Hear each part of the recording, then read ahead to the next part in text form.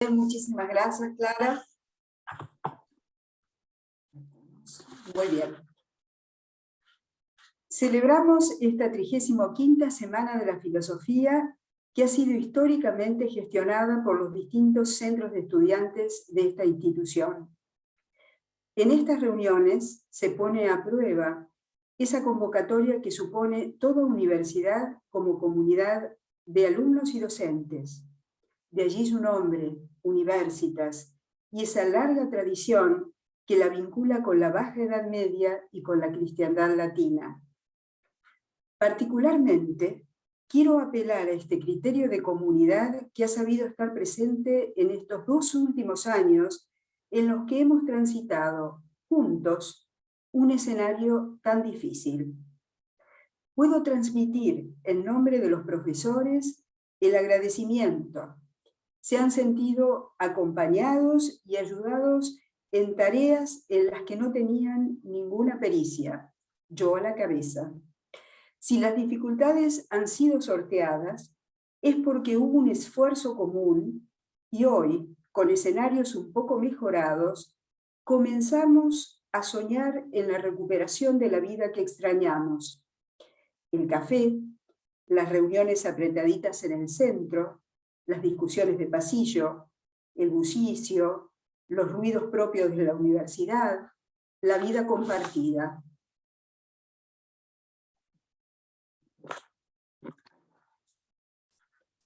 En esta Semana de la Filosofía tendremos particularmente presente a nuestro querido Horacio. A los amigos no se los despide porque nos acompañan y son parte de nuestro presente. Así lo entendía San Agustín cuando refería el carácter de presente con el que nos asociamos al pasado. Y así quiero verlo hoy. Fue Maya quien le abrió la puerta de la institución. Estaba en una búsqueda personal profunda y la filosofía lo encontró. Con pasión, con gusto, con incansable entusiasmo, cursó cada materia. Guardo muchos momentos compartidos en el aula, en los recreos y en esas charlas de catarsis, antes de los exámenes, en los que pretendía expulsar los demonios del miedo frente a la urgencia de cada evaluación final. Solía pedir una entrevista al paso, cuya única finalidad era compartir el estrés que le generaba cada examen. Cuando el miedo daba paso a la vida común, recuerdo las charlas distendidas con relatos ocasionales sobre la familia que se dividía entre el sur y Buenos Aires. Todavía no estaba Alicia viviendo aquí, y compartía su extraño, los deseos de reencuentro, la compañía de los hijos, las comidas, los asados.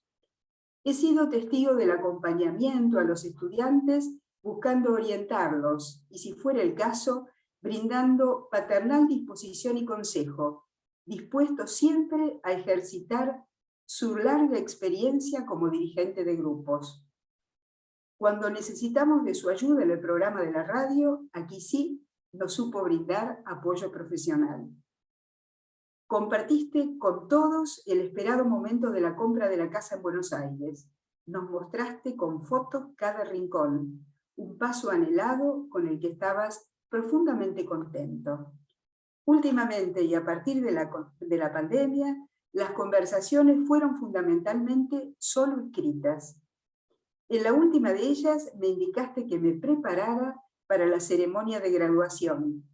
Tendría el gran gusto del título. Un diploma que no necesitabas, que era puro placer de la vida, un regalo total que te hacías.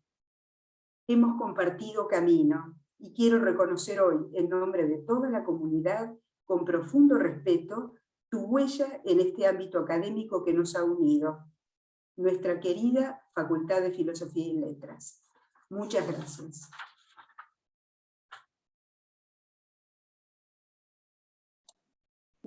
Pero muchas gracias, Olga. Me emocionaron tus palabras. No queríamos dejar de recordar a Horacio en esta semana tan especial. Así que bueno, teniendo a él presente, damos inicio a esta Semana de la Filosofía. Vamos a presentar a nuestra primera expositora. Ella es Dulce María Santiago, que es doctora en filosofía por la Pontificia Universidad Católica Argentina. Es docente y profesora titular en la misma universidad y también en la Universidad de Santo Tomás de Aquino. Es investigadora sobre el pensamiento latinoamericano en la Universidad Nacional del Sur. Publicó El problema de la cultura y numerosos capítulos de libros colectivos. Dictó cursos en Cuba y en Colombia. La recibimos con un fuerte aplauso virtual y te escuchamos, Dulce. Bueno, muchas gracias. Gracias por la invitación. Y bueno, realmente es una oportunidad para poder transmitir de alguna manera todo lo que uno a veces le toca tener que investigar y buscar, y realmente es la forma de comunicar, o sea que agradezco este espacio, porque creo que el tema que les he propuesto, que es el de los humanismos y el poshumanismos, o sea, un tema que tiene enorme actualidad, pero que además nos atañe a nosotros como institución.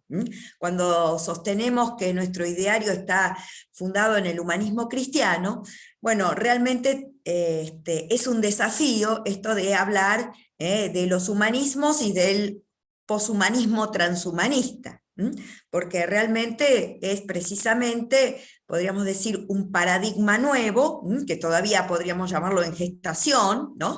Muy en relación con la ciencia y con la técnica, y que es bueno entender cómo se originó y de alguna manera la propuesta, por lo menos tratar de comprenderla para ver en qué medida se puede establecer un diálogo, y también de alguna manera para afirmarnos a nosotros mismos en esto que llamamos el humanismo cristiano. Yo, como dijo muy bien Clara, soy investigadora en la Universidad Nacional del Sur, y estudiamos a pensadores argentinos de la segunda mitad del siglo XX.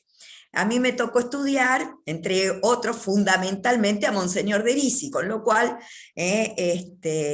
realmente el tratar de profundizar en este ideario del humanismo cristiano ha sido algo que me convocó precisamente a tratar de comprender cómo se puede entablar una relación, un diálogo con la cultura actual, fundamentalmente anclada en esto de que llamamos poshumanismo, que depende de alguna manera de ese otro paradigma mucho más amplio que llamamos la posmodernidad.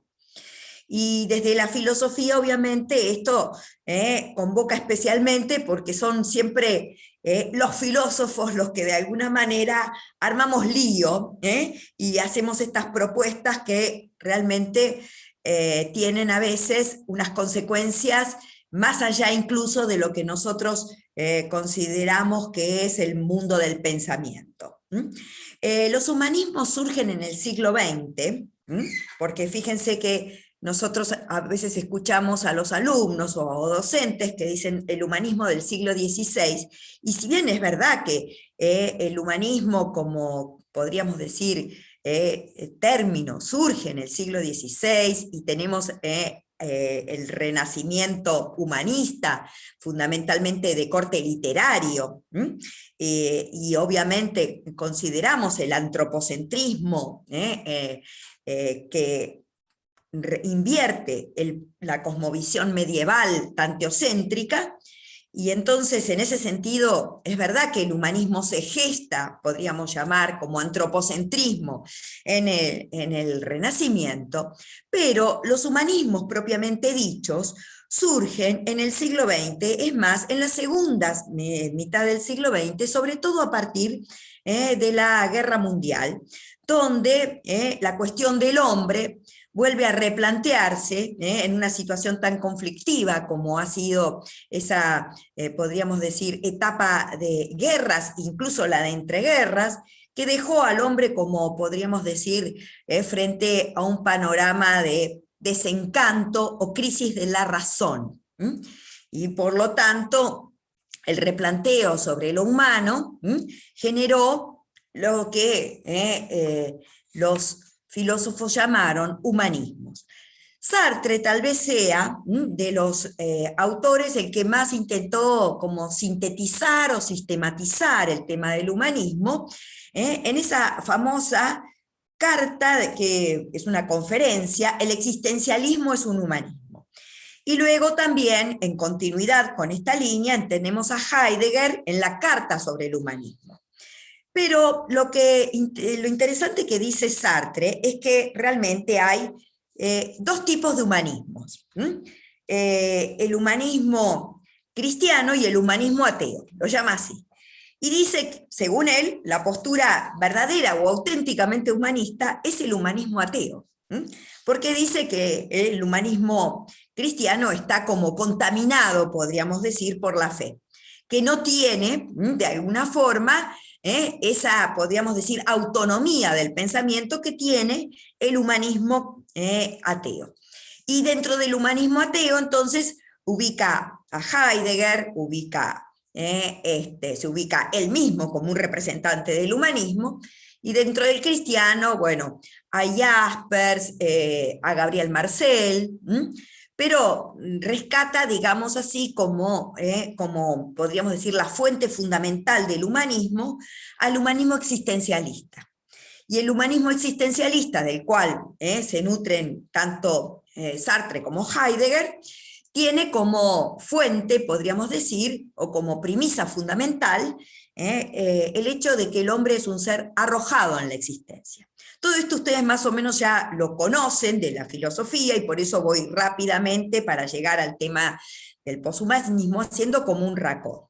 Pero como una reacción a este humanismo ateo surge el humanismo cristiano, que el humanismo cristiano tuvo, no solamente en Europa, fundamentalmente en Francia, representantes como, bueno, como recién mencioné a Gabriel Marcel, etcétera, sino que en la Argentina, fundamentalmente, llega con mucha fuerza hacia mediados del siglo XX. O sea, podríamos decir que es un paradigma que se vuelve epocal el humanismo cristiano. ¿Por qué? Porque en la Argentina surge precisamente una dicotomía a nivel estudiantil, no solamente de los estudiantes de filosofía, sino de los estudiantes universitarios. Acá, en este contexto, todavía, digamos, está naciente la universidad privada, tanto la de El Salvador como la Universidad Católica, y en esa, podríamos decir, en esa confluencia del nacimiento de las universidades privadas, ambas confesionales, los dos con grandes mentores, tanto Quiles como Derisi, son dos grandes filósofos de la época que tienen una activa participación política y social en esta, podríamos decir, en este debate educativo de la educación superior que se llamó laico libre, y en el que finalmente, después de varios años, desde comienzos del siglo XX, terminó triunfando, podríamos decir, el bando libre, que era el que propiciaba la creación de las universidades privadas, y que permitió que hacia 1958 surgieran ambas universidades con un mismo ideario, es decir, lo que las unía era precisamente este humanismo, que no era privativo solamente de la creación desde la universidad, porque estaba presente en la Universidad Nacional. Y de hecho la UBA tuvo dos rectores que pertenecieron a la Liga Humanista. O sea, el humanismo cristiano llega de Europa, fundamentalmente de vertiente francesa, hacia la Argentina, y precisamente en esa época en que había un gran movimiento, podríamos decir, de corte así nacional, que buscaba nuestras raíces, en la vertiente tanto hispánica como cristiana. Recordemos que Monseñor Derisi estudió en la UBA y se doctoró con una tesis summa cum laude publicada y defendida en la UBA. O sea, es el, podríamos decir, fundador y mayor representante de esta corriente que en esa época dio en llamarse neotomismo. Y Quiles también era un gran representante del humanismo, el que llamaba humanismo abierto, significaba abierto a la trascendencia, y tiene un diálogo muy interesante, Quiles, con el existencialismo. Y su propuesta frente al existencialismo que sacaba al hombre, digamos así, de adentro hacia afuera para realizarse en esa existencia que precede a la esencia, según la premisa existencialista, tiene un interesante diálogo con este existencialismo, y una de las bases, él es el gran creador de esto que podríamos llamar tanto el diálogo filosófico como el diálogo religioso. Y lo que sostenía siempre Quiles es que para dialogar con el otro uno tenía que estar seguro sobre sí, ensimismado, decía él, siguiendo a Ortega en esa obra Ensimismamiento y Alteración. Es decir, para ir hacia el otro, primero tenemos que estar en sí. Y ese estar en sí lo lleva a considerar que frente al existencialismo necesitamos una corriente en la actualidad en la que el hombre está tan, digamos, salido hacia afuera, una corriente que va a denominar insistencial. Y que por eso a él siempre, digamos así, ese punto de partida de la interioridad que toma de San Agustín, le resulta sumamente rico para el hombre moderno, el hombre contemporáneo que está tan, podríamos decir, por esta presión, sobre todo los existencialismos que no solo eran de corte filosófico, sino también literario, y que se pusieron tan de moda en torno a las guerras y posguerras, era precisamente la moda filosófica de esa época. Entonces, de alguna manera, estos dos grandes mentores de las universidades privadas incipientes eran grandes filósofos que estaban en un diálogo permanente con la época de los años 50, y cuyas propuestas, que eran humanismos cristianos, fueron claramente definidos por ambos. Por ejemplo, el padre Quiles, bueno, habla claramente de este humanismo trascendente, abierto, y en cambio, Monseñor de Erice habla más bien, lo llama humanismo cristiano. Pero frente a ese frente que era la Liga Humanista, digamos, estaban en consonancia, o sea, ellos estaban en un diálogo permanente con la cultura de ese momento, en el que los estudiantes universitarios, como dice que no es filósofo, sino que es politólogo, pero que fue secretario de Cultura, Julio Bárbaro, cuando hace el juicio a los 70 y habla de los años 60, antes de hablar de los 70, dice, los estudiantes de los años 50 y 60 éramos o marxistas, que eran ateos, o dice, humanistas que éramos cristianos. Es decir, no había, podríamos decir, otra alternativa que entre el marxismo y el cristianismo, que era precisamente esto que llamaban el humanismo. Yo, bueno, siempre cuento la anécdota que un tío mío que estudiaba ingeniería en la UBA, leía humanismo integral.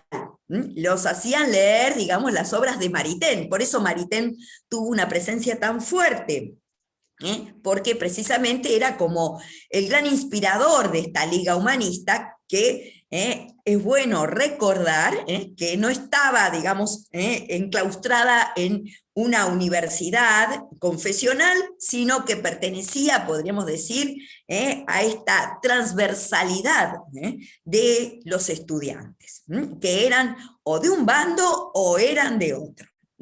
Estamos hablando de años 50 y 60. Entonces, fíjense cómo el humanismo cristiano, que de alguna manera propicia nuestra universidad, era un paradigma muy epocal, muy situado, podríamos decir, en un momento concreto, ¿no? En el que estaban surgiendo dos universidades confesionales que van a tener una enorme influencia social, cultural y hasta política, porque hay un libro de la historia de la UCA precisamente que reúne todos los nombres de los egresados de la universidad, ¿no? Que tuvieron de alguna manera en distintos momentos y en distintos tipos de gobiernos, de todo, podríamos decir, de todo tinte político, enorme participación. Entonces el humanismo cristiano se consolidó hacia fines del siglo XX, como una manera de ver al hombre, pero desde el punto de vista, digamos así, el cristiano enraizado en su vertiente teológica. Los otros días, el padre Boquín, precisamente, les voy a ver, no puedo compartir. Bueno, en un PowerPoint que me mostraba precisamente este tema, después se lo mando, ¿no? Que dice que el humanismo cristiano, lo pone en boca de George Steiner, ¿no? Dice, el humanismo cristiano es un humanismo de raíz teologal, de fundamentación teologal. Es decir, sin Dios no se entiende al hombre.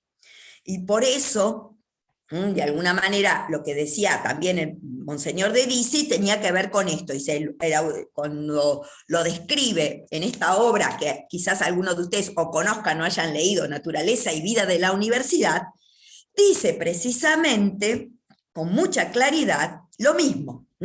El humanismo cristiano es absolutamente teocéntrico, en el sentido de que encuentra su fundamentación en el autor del hombre, porque si no el hombre no se entiende sin Dios. Y por eso, dice el humanismo cristiano auténtico, es católico y lo ancla en toda la tradición. Pero reconozcamos que más allá de que está obviamente fundamentado teológicamente y que tiene, podríamos decir, antecedentes de toda la tradición, desde el humanismo del siglo XVI en adelante, sin embargo, en Monseñor de Risi es claramente, como en Quiles, podríamos decir, un ideario que tiene que ver con ese momento histórico en que la educación superior apela precisamente a este modelo, o llamaríamos hoy paradigma. O sea que está realmente, podríamos decir, ubicado temporalmente en la segunda mitad del siglo XX, porque era de una enorme actualidad. Hoy nos parece incluso, fíjense esto de escuchar a veces que es del siglo XVI, o que bueno, es el humanismo como algo, digamos así, perdido allá en la historia. Sin embargo, tenía, podríamos decir, una actualidad muy propia del siglo XX. ¿Qué sucede hacia fines del siglo XX? Aparece este otro modelo europeo. Nosotros siempre traemos las ideas de afuera, pero somos originales, como en este caso, en la recepción y en la síntesis que hacemos de estas ideas que vienen de afuera. Porque si bien podríamos decir, nos inspiramos en el humanismo europeo, sin embargo, de alguna manera, la forma, bueno, si me permitís compartir pantalla, te voy a agradecer. No hay problema, ya estás autorizada, ahí está. Mil gracias. Entonces ahora voy a compartir sobre todo el del transhumanismo. Aparece la posmodernidad. Y en este contexto de lo que es posmodernidad, que significa crisis de la razón y desencanto de la modernidad. ¿Desencanto de qué? Desencanto de esa modernidad científica, tecnológica, que anunciaba el progreso indefinido de la historia y de la humanidad, basándose precisamente en esa razón instrumental. Y entonces, a partir de las guerras, y de no solamente las guerras, sino los epígonos de las guerras, campos de concentración, etcétera, nazismo, todo lo que significó, como dirían Adorno y la escuela de Frankfurt, la barbarie. O sea, el hombre en esa apelación a lo humano encuentra que se ha vuelto, a partir de esa realidad social, política, que había anclado su progreso en lo científico-tecnológico, se había vuelto a la barbarie. Y entonces, de alguna manera, había que recuperar lo humano. Entonces, aparecen estos humanismos, pero en este contexto de posmodernidad, en el que fundamentalmente, podríamos decir, aparece este presagio nietzscheano de Dios ha muerto, que significa la supresión de valores absolutos y su reemplazo por los valores vitales. O sea que la posmodernidad se consolida a partir precisamente de la eliminación del fundamento, Dios, el autor de los valores absolutos, entre ellos, obviamente, el ser, la belleza, la verdad, el bien. Fundamentalmente, esos son los valores que han muerto y que aparecen entonces los nuevos valores, los valores vitales, que tiene que ver con el reemplazo de la razón por la emoción, la supresión, digamos así, de la razón como instrumento para que el hombre alcance su fin y su reemplazo por las emociones. Por eso hacer lo que uno siente, lo que le gusta, lo que tiene ganas, tiene que ver con el nihilismo, que es el reemplazo de los valores absolutos por los valores vitales. Y entonces fundamentalmente en este paradigma posmoderno aparece el poshumanismo. Y ahora sí me voy a permitir compartirles un PowerPoint para poder de alguna forma mostrarles así de manera lo más sistemática posible, no sé si lo están viendo, ¿qué significa el poshumanismo transhumanista? Ambos conceptos están íntimamente relacionados. ¿Por qué? Porque el poshumanismo obedece a este otro, podríamos decir, marco más amplio que es la posmodernidad. El hombre, entonces, en la posmodernidad se vuelve poshumano porque se vuelve transhumano. Y entonces, ¿qué significa este transhumanismo? Es el mejoramiento humano a través de la tecnología. Fíjense lo paradójico, que por un lado aparece en la posmodernidad, que es el desencanto del progreso científico-tecnológico, pero por otro, empieza a considerar que el mejoramiento del hombre va a venir de la ciencia y de la técnica. Esa transformación del hombre, mediante la integración con la tecnología, va a darse precisamente desde lo más germinal, desde los genes, y poder llegar, esa es la aspiración, a una especie distinta y poshumana. Obviamente que acá nos encontramos con, podríamos decir, el cuestionamiento de las categorías filosóficas, ¿no?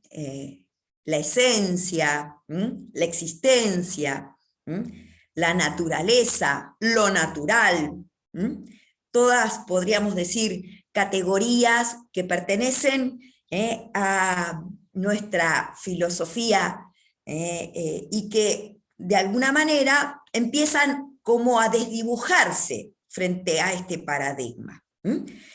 Y entonces, ¿qué es ahora lo que es lo humano? El ser humano ahora se diseña a sí mismo. Como no hay Dios, no hay una naturaleza dada, hecha, entonces el hombre se diseña, una evolución diseñada. Incluso, y acá un argumento ético, si el hombre puede mejorar, no puede dejar de hacerlo. Es decir, hay una exigencia moral del mejoramiento humano.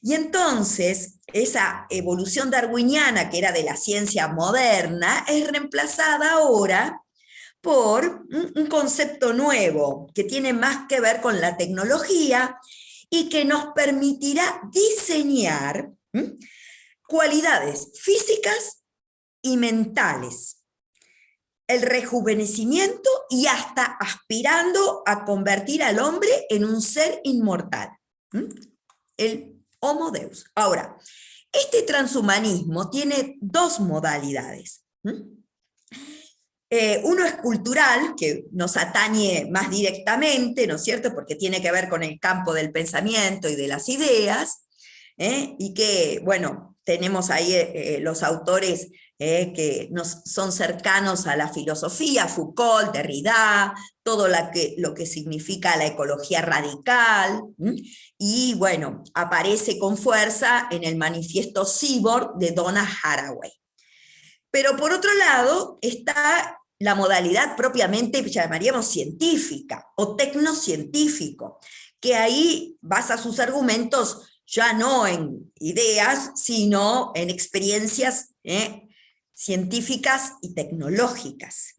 Y ahí nos encontramos con, obviamente, los avances científicos y tecnológicos, fundamentalmente esto que ya llamamos la biotecnología, es decir, la aplicación de la tecnología a la vida, y que le van a permitir al hombre la superación de las barreras naturales entre, podríamos decir, lo dado, lo biológico, y lo que es tecnológico. Entonces, se desdibuja el límite entre el hombre y la máquina y entre lo real y lo virtual.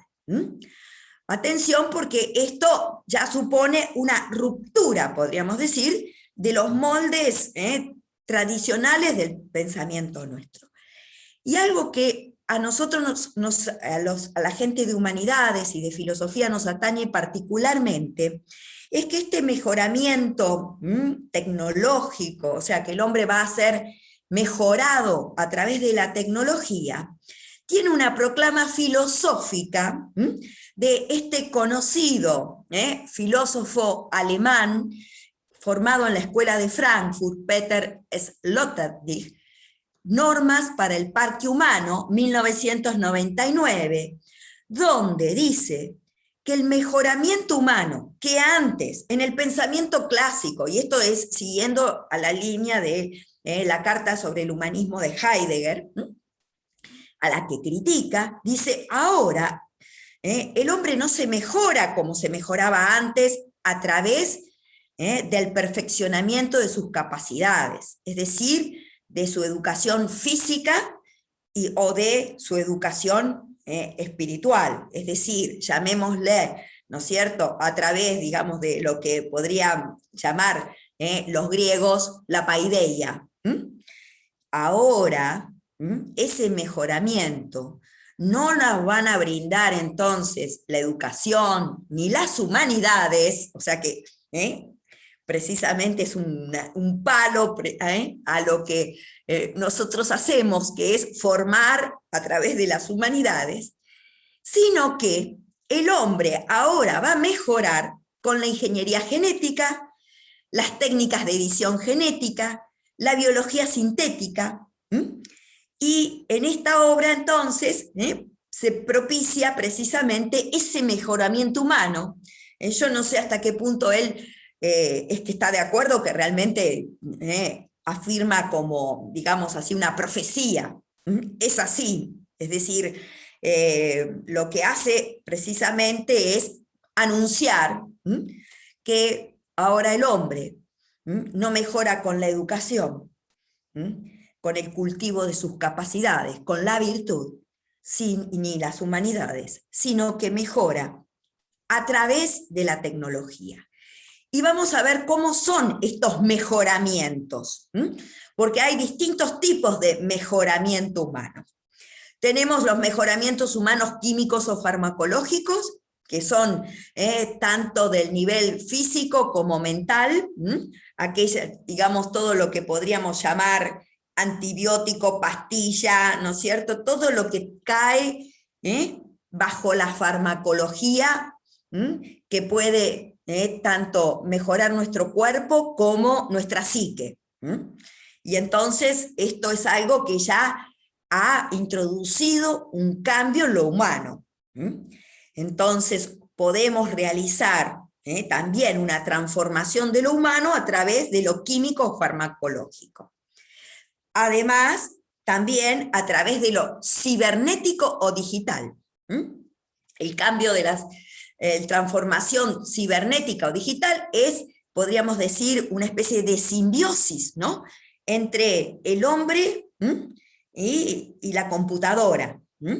Y que esto hablando de chips, etcétera, lo podemos utilizar tanto para lo físico, para controlar, supónganse, la diabetes, ¿no? Como también cerebral, para, también podemos tener chips para la memoria, de esto se está trabajando mucho también con las enfermedades degenerativas.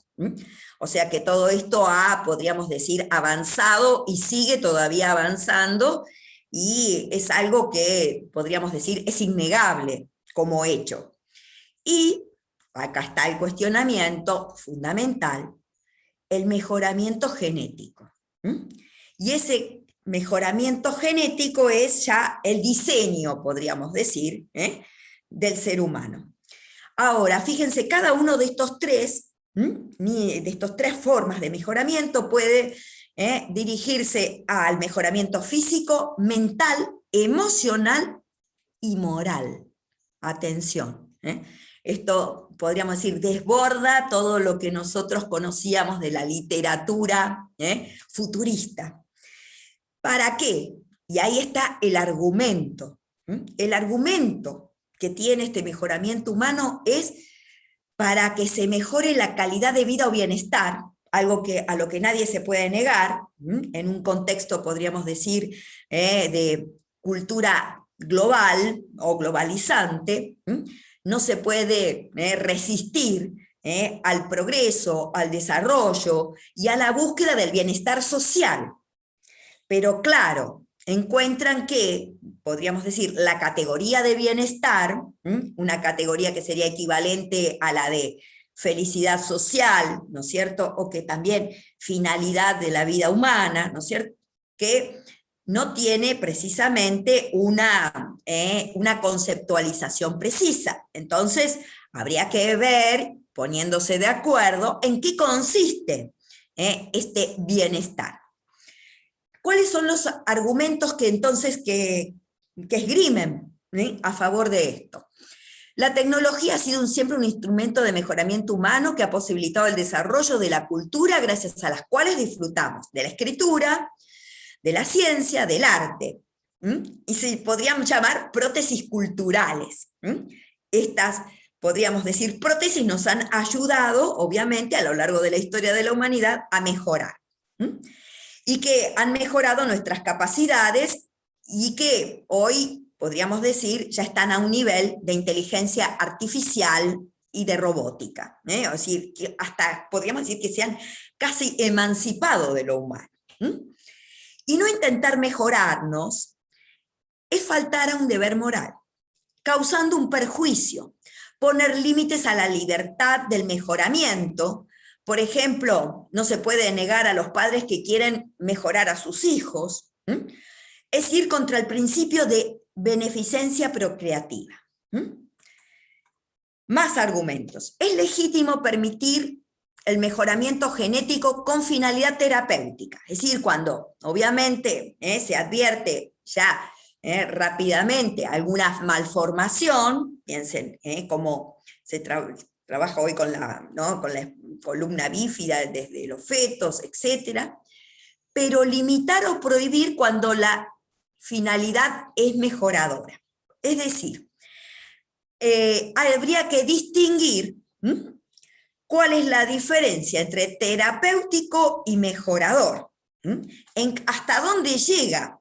Acá viene todo este tema, fíjense, muy todavía borroso, incluso fácticamente, hasta dónde hay una finalidad mejoradora con una finalidad terapéutica o simplemente mejoradora, es decir, porque sí, porque es un diseño humano. Nadie se opone al mejoramiento humano, intelectual, psicológico, moral y físico, en principio, mediante técnicas sociales o culturales como la educación o el deporte. Nadie puede, obviamente, decir que esas prótesis culturales son buenas para el hombre. El mejoramiento es un fin deseable, pero el medio para conseguirlo no es éticamente relevante. Ahí está la clave, podríamos decir, con la que nos encontramos en los argumentos de este transhumanismo, ya sea por la educación o por la ingeniería genética. ¿Qué más da? ¿Se dan cuenta? O sea, cómo podríamos decir, el fin justificaría los medios, ¿no? Y fíjense que algo que he copiado porque me pareció importante rescatarlo, no sé si me queda mucho tiempo, pero igual también una clave filosófica importante.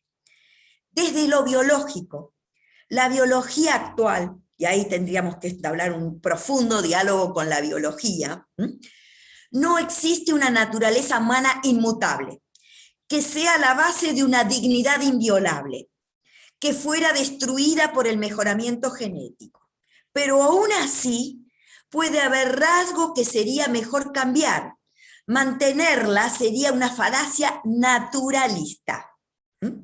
Si podemos transformarnos en algo mejor que ser humanos, ¿por qué va a ser bueno seguir siendo humanos? Es decir, ¿por qué nos vamos a limitar a esta, podríamos decir, a esta formación, a este límite de lo natural, biológico? Si incluso la biología lo que dice es que el hombre es un ser cambiante, evolutivo, y entonces esa evolución también puede mejorarse o diseñarse. Nuestras limitaciones actuales del conocimiento deben hacernos precavidos, pero no deben justificar el freno de la investigación. No hay nada valioso en estar sometidos al azar genético.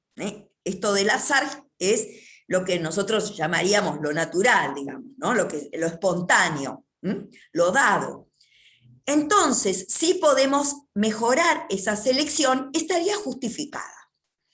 Este mejoramiento, lejos de producir desigualdad, acá se empiezan a mezclar con lo social, con lo humano, digamos, en el plano, digamos, ya de lo sociológico, es un instrumento para la igualdad, ya que los menos dotados se aproximan a los más dotados. No hay razón entonces para prohibirla, pero el problema será quienes puedan acceder, ahí está, en el tema de la desigualdad, serán los más ricos, en cambio los más pobres no podrán. O sea, es un planteo ético, social fundamental. Por un lado, permitiría a los que son menos dotados, digamos, completar esa dotación, digamos, mejorarla. Pero por otro, se genera esta desigualdad entre los que pueden acceder y los que no.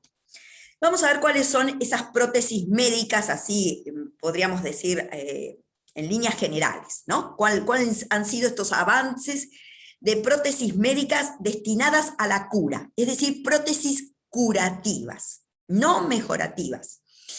El implante coclear, el marcapasos, los dispensadores de insulina, las extremidades biónicas, los neuroimplantes y las prótesis de memoria para el hipocampo, que esto todavía siguen avanzando en esta línea. Ahora también disponemos de prótesis mejorativas que no están tan, podríamos decir, avaladas científicamente porque todavía están en una fase de investigación. O sea, la ciencia todavía no ha dicho que esto realmente funcione. Exoesqueletos, casco de Dios, que es una especie de, digamos así, tienen la forma como de los cascos de bicicleta y que es para poder acceder a experiencias religiosas. Están en fase experimental, sobre todo en Estados Unidos. Chips o electrodos cerebrales, neuroprótesis, para potenciar capacidades o proporcionar otras nuevas. O sea, esto está ya en el plano del mejoramiento, ¿no? Por eso, fíjense, era de alguna manera lo que anunciaba Peter Sloterdijk en estas normas para el parque humano, ¿no? Porque realmente, bueno, el hombre a lo mejor puede aprender por un chip, o puede educarse a través de electrodos.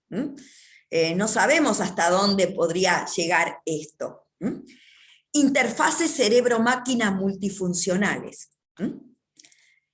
Y ahora, si podemos hacer críticas, tiene que ver con que los límites a estas acciones del mejoramiento humano están dadas por el carácter donado de la vida humana y las consecuencias que de ello se siguen, por la inviolabilidad de la naturaleza humana y su dignidad. Los primeros que, digamos, de alguna manera resistieron a este avance y que criticaron desde el pensamiento esta posibilidad fueron Fukuyama y Habermas. Pero este argumento presupone que lo que los transhumanistas niegan, la existencia de un orden natural o naturaleza humana. Y la biología les da la razón en cuanto a su evolución. Es decir, como la biología no piensa filosóficamente, sino que piensa científicamente, si esto es viable y funciona, es fáctico, digamos. O sea, la biología se mueve en el campo de la facticidad. Y entonces el argumento de la naturaleza humana y de la inviolabilidad de su dignidad no pertenece al campo de la ciencia.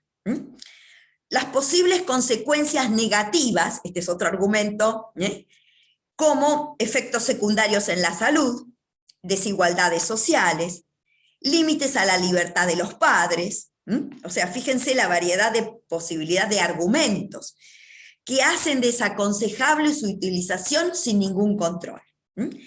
Y me acuerdo que una vez un español, un filósofo de la biología, decía que lamentablemente cada vez los filósofos nos quedábamos como más atrás en los argumentos para criticar, y que también teníamos que ayudarnos de estos argumentos que tienen que ver con la desigualdad, podríamos decir, las consecuencias negativas, y apoyarnos en que la ciencia todavía, es decir, la comunidad científica, eso que se reconoce internacionalmente, digamos, y que es cuestionado a veces, ¿no? El aval de la, fíjense con la pandemia, como de alguna manera esta necesidad de que la comunidad científica avale, bueno, acá también estaríamos en esta postura que podría favorecernos.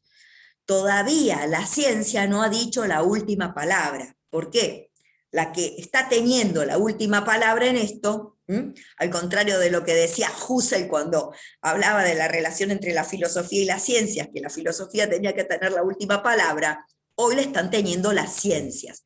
Pero no solo las ciencias naturales, sino también las ciencias sociales. Porque, por ejemplo, el argumento de la desigualdad es un argumento de gran peso. Esto de que, bueno, pero algunos entonces van a ser los privilegiados y otros no, y entonces la humanidad se va todavía a sumir en una mayor desigualdad aún, son argumentos que tienen validez, digamos así, y que pueden ser complementos de los argumentos que los filósofos podemos reconocer como principios fundamentales, ¿no? Acá habría que distinguir entonces entre las mejoras de capacidades dentro de los límites de lo humano y la adquisición de nuevas capacidades, que es algo más complicado, ¿no? Porque fíjense esto de, bueno, poder experimentar superpoderes, capacidades que van más allá de lo humano.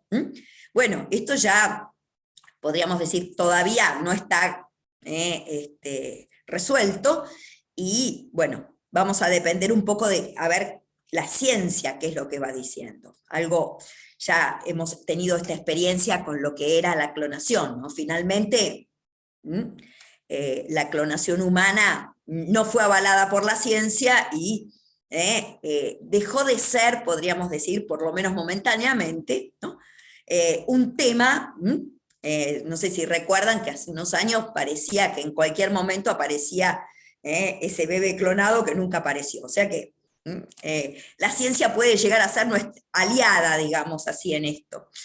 Y las posturas son las de los bioconservadores, que son, podríamos decir, los que argumentan esto que hemos dicho, las críticas, y los de los bioprogresistas, que discuten sobre la posibilidad de una vida sin fin, es decir, inmortal, o sobre la consideración de un hombre-máquina. Bueno, ¿cuáles son los instrumentos o mediaciones del transhumanismo para lograr esto. Y entonces son las formas de conocimiento que están obviamente desarrollándose en plena fase investigativa, y que son las que van de alguna manera proponiendo posibilidades y confirmándolas a medida que van avanzando o no. La nanotecnología, capaz de reparar en el campo terapéutico molécula a molécula. La biotecnología, que será capaz de manipular nuestro ADN, es decir, del diseño genético, ¿no? El Big Data, o recopilación de datos para determinar los gustos del consumidor, por ejemplo, ¿no es cierto? O las tendencias, digamos, ya sea gustos del consumidor, los votos, etcétera, es decir, las orientaciones, podríamos decir. La inteligencia artificial, capaz de competir con la humana. Las neurociencias, que investigan los procesos cerebrales de manera integrada, desde el nivel molecular hasta el ambiente social, cultural. O sea, van desde lo más, podríamos decir, íntimo de la célula, hasta lo más externo, como es el medio ambiente. Ante los retos del transhumanismo no podemos caer ni en la libertad absoluta ni en el control total, ¿no? Sino tratar de buscar, y esto es una función quizás importante para la filosofía, una regulación para poner algunos límites que no puedan traspasarse. Pero todo esto está, podríamos decir, un poco en pañales, pero avanza rápidamente. Y como generalmente lo que nos pasa es que primero avanza, digamos, el conocimiento científico-tecnológico y la filosofía va detrás, como decía Einstein, bueno, ahora los filósofos somos nosotros, porque los filósofos no están en condiciones de comprender, en esa época eran las revoluciones de la física, a principios del siglo XX, hoy son, podríamos decir, estas revoluciones transhumanistas, que tienen que ver, obviamente, con un marco mayor. Esto es, obviamente, que da para muchísimo. He querido ser lo más breve posible, espero no haberme pasado demasiado del tiempo. Me quedó todo en el tintero, digamos, pero bueno, he tratado de, podríamos decir, de poner sobre todo aquellos puntos que les pueden resultar más interesantes en cuanto a información, porque obviamente ustedes vienen de la filosofía y tienen categorías filosóficas con las que pensar estos temas. Pero bueno, quería informarles de cómo es este avance transhumanista, para ver cómo podemos de alguna manera también ayornar o actualizar el humanismo cristiano dentro de esto, ¿no es cierto? Es decir, es un desafío, pero para que sepamos dónde estamos parados. Bueno, no sé si tienen alguna consulta, me parece que me excedí un poco en el tiempo, pido disculpas, pero bueno, comentarios, consultas, y esto es algo abierto. Sí, Juan Facundo, ¿querés empezar? Que tenías dos manos, después Juan. Sí, abrimos espacio de preguntas, Facu, dale, preguntale tranquilo. Perdón, Claudia. Vale, gracias. La primera era un aplauso, Dulce, la verdad que estuvo buenísima tu charla. Gracias. Y la presentación, así que gracias. Me quedé con un montón de cosas, pero sobre todo preguntarte, en este repensar un nuevo humanismo frente a esta problemática, si es necesario que volvamos al fundamento, si es necesario sacar de ese eclipse a Dios, o si se puede pensar un humanismo con nuestros valores, me sale decir cristiano, pero cristiano es un idioma complicado, ¿no? Pero un humanismo con nuestros valores sin el fundamento, sin Dios. Parecería que no, pero bueno, te lo pregunto. Obviamente, yo creo que no se entiende el humanismo, como lo decía Derisi, tal vez hoy lo tengamos que, digamos, argumentar de otra manera o resolver de otra forma, pero el fundamento me parece que es innegable y que nosotros no podemos de ninguna manera desconocerlo y no tenerlo permanentemente presente. El tema es cómo hacemos, en un diálogo con una cultura, por eso les mostraba cómo en esa época era más fácil el humanismo cristiano en diálogo con la cultura de los años 50, 60. Hoy se volvió para nosotros más difícil. Estamos más complicados, podríamos decir, en repensarlo, ¿no es cierto? O en actualizarlo. Pero a mí me parece que esto de, digamos, y esto lo decía claramente Quiles, no puede haber un diálogo si uno no está ensimismado. Es decir, si uno no está sobre, digamos, su propio fundamento, que en el caso nuestro es un humanismo cristiano con fundamento teológico, no vamos a poder dialogar nunca. O sea, de que pensar que si cedemos en algunos principios, vamos entonces a tener un diálogo con la cultura, es equivocado. Tendremos que ir por otro camino. Es decir, me parece que no es dejando los fundamentos y los principios, sino tal vez transformándolos en un lenguaje más adaptable. Tal vez sea una cuestión a lo mejor más de lenguaje. Fíjense que la falacia naturalista, por ejemplo, esta palabra, ¿no? En realidad nos interpela muchísimo, que nos digan la falacia naturalista. Porque primero que para nosotros no es una falacia, y después que, bueno, tenemos que ver entonces cómo, de alguna manera, esto de lo natural, o le cambiamos alguna palabra para que no suene a falacia naturalista, pero de alguna manera nos tenemos que ingeniar. Yo creo que no es la forma cediendo a nuestros principios, no es la forma, ¿no? Y esto, bueno, el diálogo tanto intercultural como interreligioso no se hace si no es anclado desde lo propio, ¿no? Es imposible dialogar con el otro si uno no está en lo propio. Así que en eso, creo que eso es innegociable. ¿Te contesté? Sí, recontra, gracias. Bueno. Juan o Maya también están levantando la mano. Bueno, yo estoy acá desmuteado. Bueno, gracias en primer lugar, Dulce, lindísima, espectacular la charla, una cantidad de temas y de preguntas en la cabeza y muy bien presentados y muy claros, así que me hiciste pensar mucho. Y también gracias al Centro Estudiante por organizar la Semana de Filosofía y este tipo de charlas tan lindas. Me hiciste pensar porque hablaste de Peter Sloterdijk, y justo estaba leyendo este fin de semana, no sé si lo vieron, apareció en la última revista Eñe, es la nota de tapa, le hacen una entrevista. Sí, acá lo tengo.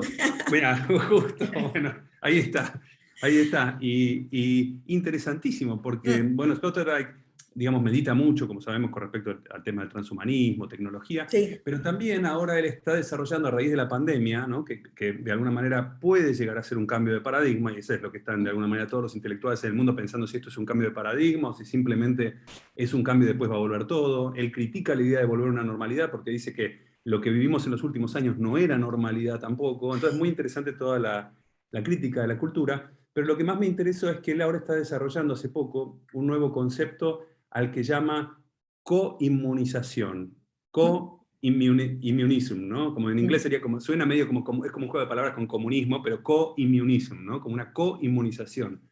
Y lo que mantiene ahí él, que es muy interesante, es esta idea de que este nuevo paradigma, o este nuevo riesgo que vive la humanidad ahora de la pandemia, arroja al ser humano a la necesidad de empezar a relacionarse con los otros en un vínculo de solidaridad, ¿no es cierto? Y de mutua protección, porque vos no te podés inmunizar solo. Tiene que haber una especie de suerte de voluntad, ¿no es cierto? Llamémosla global, aunque la palabra global, por supuesto, tiene sus connotaciones negativas y todo, pero esta idea de una nueva dimensión comunitaria, que me interesó muchísimo. Vos hablabas recién de bioprogresistas y bioconservadores, pero también estaba pensando, y esta era mi pregunta, si no te parece quizás, porque mientras ibas hablando del transhumanismo, ¿no? Y esta tendencia, pensaba que hay una fuerte tendencia hacia el individualismo, porque están los que se lo pueden pagar, están los que están, digamos, aptos por naturaleza para llegar a más y todo, y de alguna manera exacerba el transhumanismo y sus infinitas o muy, digamos, importantes posibilidades,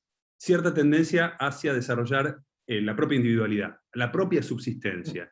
Y del otro lado está esta otra tendencia que señala Sloterdijk, se va a ver con el tiempo si se afianza o si simplemente fue algo pasajero, pero esta idea, él dice incluso una razón inmunitaria, y empieza a hablar de esta idea de que ahora la nueva finalidad es inmunizar a toda la humanidad, de alguna manera, ¿no? La vida. Y eso obliga un poco, y esta es mi pregunta, si no obliga a abandonar esa tendencia del transhumanismo individualista y darle una dimensión, digamos, comunitaria, global, de mutua solidaridad, si se quiere, entre los seres humanos, que no sé si es a la Schopenhauer o qué, pero esta idea de que hay una nueva solidaridad entre los seres humanos, y bueno, nada, la tensión entre esos dos principios me pareció Sí. interesante. El transhumanismo plantea, podríamos decir, las dos vertientes, es decir, que no se puede negar a la humanidad de una posibilidad de mejoramiento a nivel colectivo, comunitario, por un lado, pero por otro, tiene que cuidar de que no genere estas diferencias o desigualdades. Es decir, como que tiene argumentos a favor y en contra de lo comunitario, podríamos decir. Él está muy ligado, Sloterdijk, a todos estos temas, y realmente en este contexto de pandemia lo interesante es que todos están repensando en estas claves, ¿no es cierto? No solamente, digamos, desde la Laudato Si, sino también todos los filósofos están repensando esto de que estamos todos en la misma barca, y el tema si la solidaridad es algo que está por encima, digamos así, de los derechos individuales, etc. O sea, es un tema muy, muy discutido. Yo creo que en esto todavía no está todo dicho, y que todavía esta pandemia nos va a dejar para seguir pensando en estos temas de lo comunitario. Y esta inmunidad, digamos, colectiva, porque hoy se habla mucho de lo que se llama humanismo biocéntrico, porque lo que se critica al humanismo, en parte el que acaba de fallecer, Jean-Luc Nancy, tiene una gran crítica también al humanismo, ¿no? Y que dice que hay que superar el humanismo antropocéntrico, perdón, ¿no? O sea que hay, podríamos decir, desde la filosofía contemporánea, una gran crítica al humanismo, podríamos llamar, del siglo XX, y que se necesita, por eso nosotros podríamos también intentar ver cómo nosotros también superamos superamos para mejor y no para dejar de lado, es decir, no para negar los fundamentos y los principios, sino para ver cómo podemos de alguna manera darle nueva vida a esto que denominamos humanismo cristiano, que fíjense, el Papa habla de humanismo ecológico, esto de hablar del desplazamiento del humanismo hacia lo bio, que lo que tiene, podríamos decir, como replanteo es cuál es el límite. Esto me hace acordar un poco a Bolzán, ¿no? Que siempre decía que el verdadero límite en el orden natural está no entre las formas de vida, sino entre la vida y el espíritu, ¿no? Y bueno, que después lo demás, digamos, las formas de vida pueden reencasillarse, reorganizarse, pero que lo específicamente distinto es en el hombre su espíritu. Tal vez ver cómo podemos repensar esto, con los datos que nos va tirando la ciencia. Por eso digo que esto en realidad no es todavía lo científico, porque la ciencia todavía no se pronunció definitivamente, y eso es a nuestro favor, porque quiere decir que todavía, si la ciencia, que es la que dice la última palabra, todavía no lo dijo, bueno, tenemos todavía una esperanza de que en este campo, digamos, todavía no se llegue a esta mirada como sin límites, sino que se vuelvan a poner los límites, ¿no? Que es redefinir, ¿no? Porque lo que se ha hecho es borrar los límites, ¿no? Los límites de la muerte, ¿no? Los límites de la naturaleza humana, de los límites de su dignidad, ¿no? Es como pura posibilidad de todo esto. No sé si te contesté, Juan. Sí, muchas gracias, muy, muy completo el panorama, buenísimo. Bueno, última pregunta, así ya arrancamos con el otro expositor, Maya. Muchas gracias, Clara. Bueno, primero felicitaciones, Dulce, por haber traído un tema digamos, tan candente y tan importante en este momento, ¿no? Y para que como vos bien dijiste, nos interpela. Ahora, yo tengo dos cuestiones. Una respecto de lo anterior al tema mismo del humanismo en la Argentina. Yo lo ampliaría, te digo, lo ampliaría a fin del siglo XIX, mirá lo que te digo, en función del surgimiento de parte de los jesuitas de la Academia del Plata. Te lo digo porque ahora yo soy miembro de la Academia del Plata y si no lo dijera y escuchan esto grabado dirán, pero ni siquiera defiende esto. Bueno, esta Academia del Plata fue fundada por los egresados del Salvador, que son muchos, o sea, en eso nos fue ganando la institución jesuítica a lo que fueron los cursos de cultura católica, pero además los cursos de cultura católica que dieron origen a la UCA empezaron, digamos, a partir justamente de los impulsos de la Academia del Plata.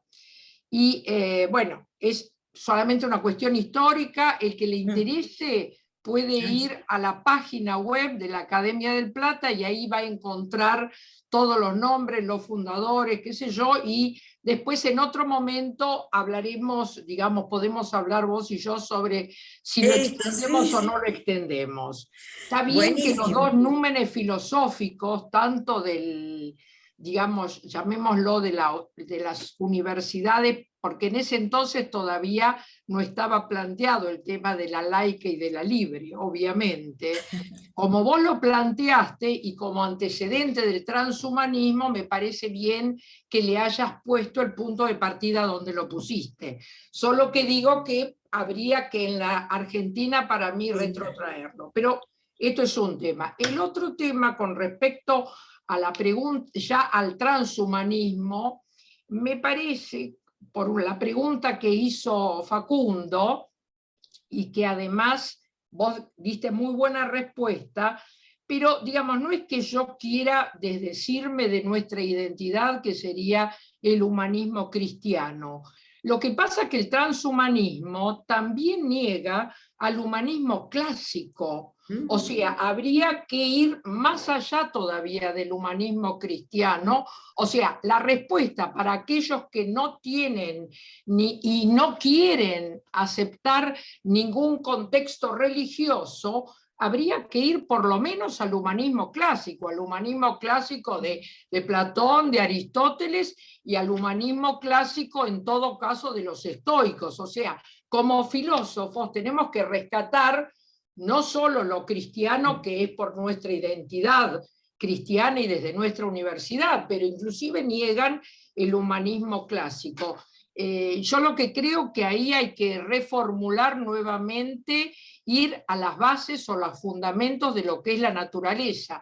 Ahí realmente la veo a nuestra decana implicada con una materia como filosofía de la naturaleza, en la que ha de insistir muchísimo, precisamente en función de esto, de que si negamos la naturaleza en general, y yo creo que el problema básico es haber quitado la finalidad, que eso es parte, o sea, la negación de la teleología, que es anterior al posmodernismo, está ya en la modernidad.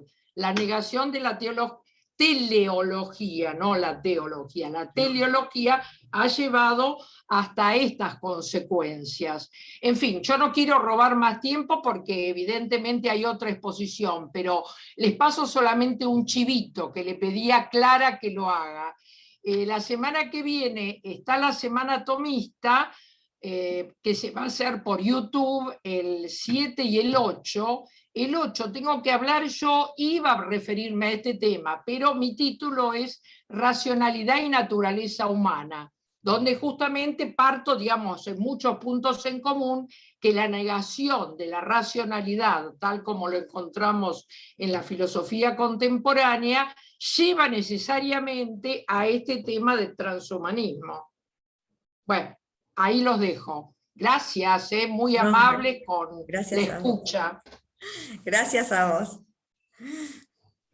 Bueno, muchas gracias Dulce por darnos tu tiempo y tu sabiduría, muchas gracias. Un aplauso más para terminar. Gracias. Bueno, muchas bueno, gracias.